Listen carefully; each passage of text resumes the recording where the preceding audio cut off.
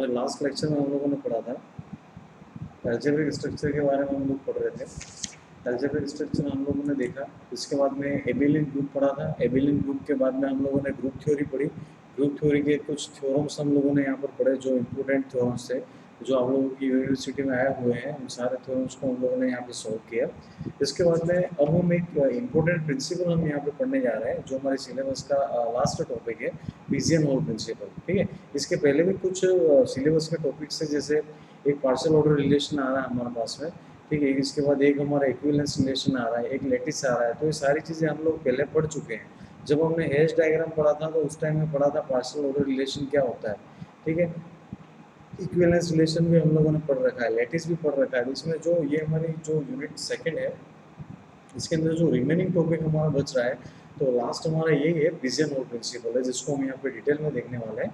तो आइए देखते हैं पिजियन होल प्रिंसिपल हमारा क्या होता है।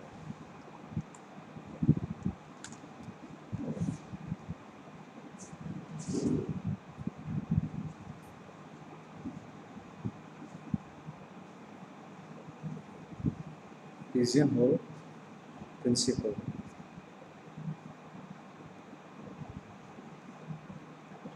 Pigeon hole principle. Pigeon hole principle के अंदर क्या होता है, इसका एक स्टेटमेंट है, जैसे इन pigeons if n pigeons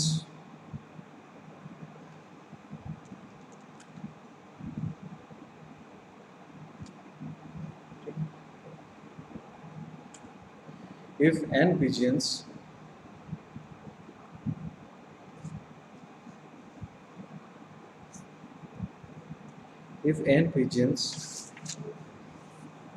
if n pigeons are to be placed in are to be placed in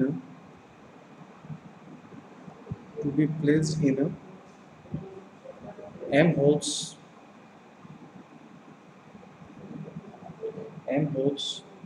where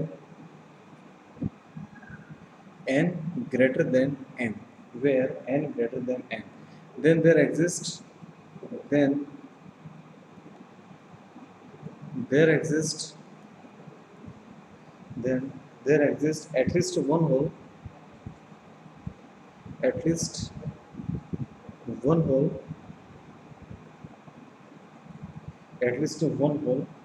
and there exists one hole with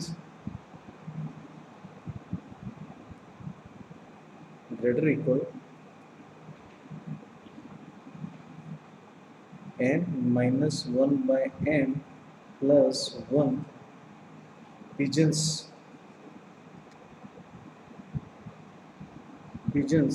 will occupy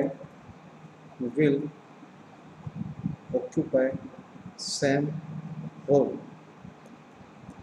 ठीक है, इसका मतलब देखो ये इसके स्टेटमेंट को पढ़ना थोड़ा डिफिकल्ट है, तो अपन ऐसा करते हैं, एक एग्जांपल लेके मैं आपको बताता हूँ कि किस तरह से सॉल्व होता है। तो देखो for example we have 5 pigeons,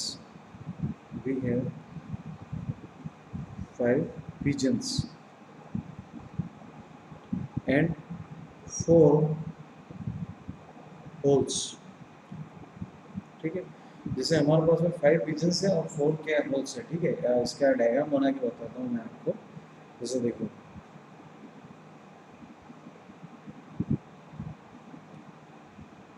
ये 4 हमारे पास में होल है। ठीक है, जैसे इसका नाम मैं लिख लेता हूँ, H1 H2 H3 ये H4, 4 हमारे पास में होल है। और पिजन्स कितने हैं, पिजन्स 5 पिजन्स हैं।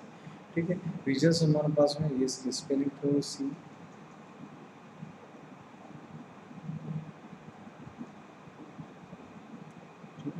5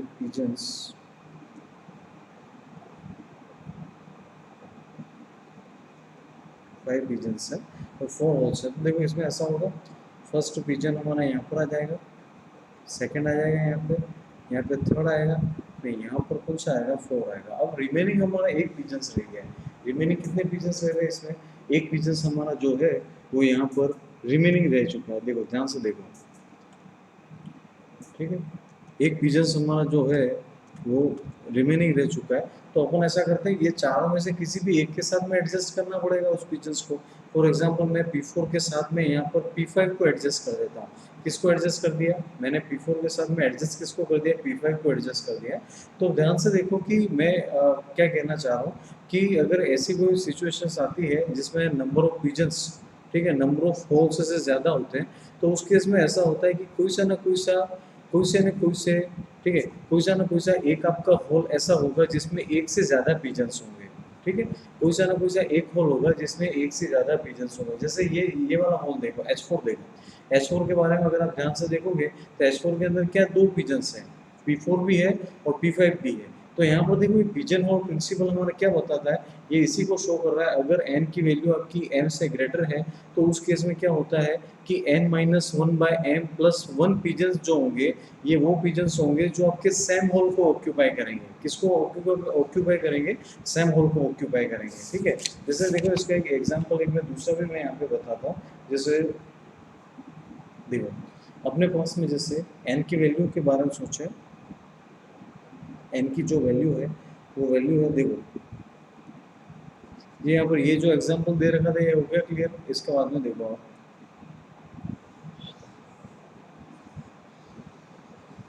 ठीक, इसको ध्यान से देखो। यहाँ पर जैसे अगर अपन पढ़े, हमारे पास n की वैल्यू फॉर एग्जांपल है mk+1 है, ठीक है, मतलब n ग्रेटर देन क्या है, m है, ठीक है, n इक्वल्स टू mk+1 है। यहाँ पर n किसकी क्वांटिटी है, पिजन्स की क्वांटिटी है, ठीक है, और ये पिजन्स n की वैल्यू क्या है, mk+1 है। मैं ऐसा करता हूँ यहाँ पे k होल्स बनाता हूँ, देखो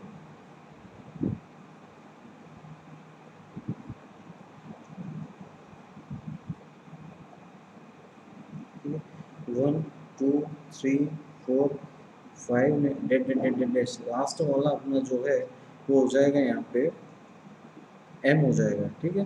अब ये हो गए इन होल्स के। अब देखो अपने पास में टोटल नंबर ऑफ जो होल्स थे, ठीक है, वो कितने थे, m होल्स थे। तो यहाँ पर देखो ये हो जाएगा हमारा k, ये भी हो जाएगा यहाँ पे k, ये भी हो गया आपका k, ये भी हो गया k, ये भी हो गया k, नहीं यहाँ पर भी हो गया k। फिर टोटल की अगर क्वांटिटी हम काउंट करेंगे, ठीक है, टोटल क्वांटिटी हम काउंट करेंगे तो ये हो जाएगी आपकी m k क्वांटिटी हो जाएगी। कितनी हो जाएगी, m k।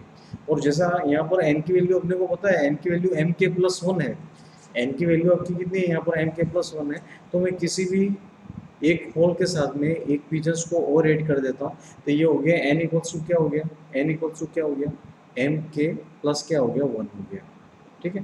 तो देखो इसको, ये जो हमारे पास में इक्वेशन आ रही है, इस इक्वेशन को सॉल्व करके अगर मैं वैल्यू k की फाइंड करता हूँ, किसकी वैल्यू फाइंड करता हूँ, k की वैल्यू फाइंड करूँ तो ये अपने पास में ऐसे हो जाएगी n-1/m।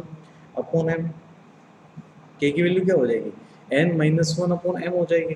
तो अपने पास में जो है वो टोटल नंबर ऑफ पिजन्स के बारे में सोचे तो वो जैसे k+1 पिजन्स है तो वो आपकी पिजन्स की क्वांटिटी हो जाएगी n-1/m प्लस पीछे क्या हो जाएगा 1। तो ये उन पिजन्स की क्वांटिटी आ रही है जो सेम होल को ऑक्यूपाई करेंगे। किसको ऑक्यूपाई करेंगे, सेम होल को ऑक्यूपाई करेंगे। इसका देखो डायग्राम लेकर के, एक एग्जाम्पल लेके भी मैं आपको बिल्कुल क्लियर कर देता हूँ कि ये इसका स्टेटमेंट का मतलब क्या है। देखो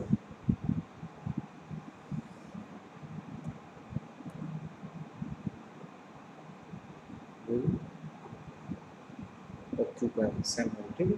और जैसे एक डायग्राम से भी, एक एग्जांपल से मैं सॉल्व कर देता हूँ, देखो बिल्कुल क्लियर समझाता हूँ आपको। 50 bikes are to be painted,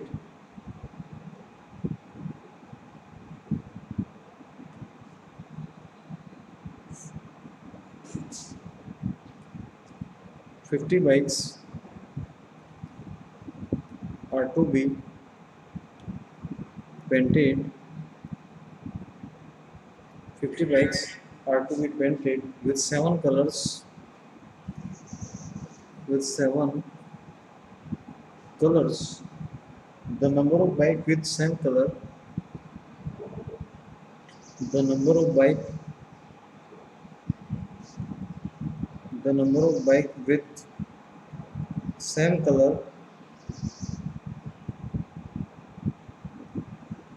the number of bike with same color is greater than or equal, is greater than or is greater than or equal dash, ठीक, ये हिसाब से अपने को फाइंड करना है कि देखो टोटल नंबर ऑफ बाइक्स हमको 50 बाइक्स दे रखी है, इसको अपने को 7 कलर्स से पेंट करना है। और अपने को क्वांटिटी किसकी फाइंड करनी है, मतलब ऐसी बाइक्स की क्वांटिटी फाइंड करनी है, ठीक है, जो सेम कलर की है, ठीक है, ऐसी बाइक की क्वांटिटी अपने को फाइंड करनी है जिसको सेम कलर लगाया जा रहा है, तो उनकी क्वांटिटी कम से कम कितनी होगी, ठीक है, उनकी क्वांटिटी कम से कम कितनी होगी ये अपने को पता करना है, ठीक है, कम से कम उनकी क्वांटिटी कितनी होगी। तो अपने पास में देखो टोटल अपने पास में 7 कलर्स हैं, ठीक है, तो इसको मैं डायग्राम बना देता हूँ।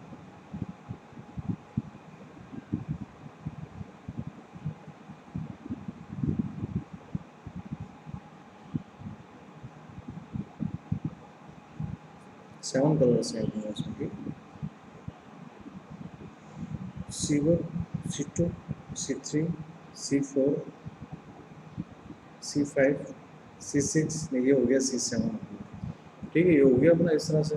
अब इसको ध्यान से देखो, अपने पास में टोटल नंबर बाइक्स कितनी है 50, तो टोटल अपने पास में कलर्स कितने हैं, 7 कलर्स हैं, कितने कलर्स हैं, 7 कलर्स हैं, तो टोटल 7 कलर्स है, तो एक बाइक पर कितने कलर लगेंगे, 7 कलर्स लग जाएंगे।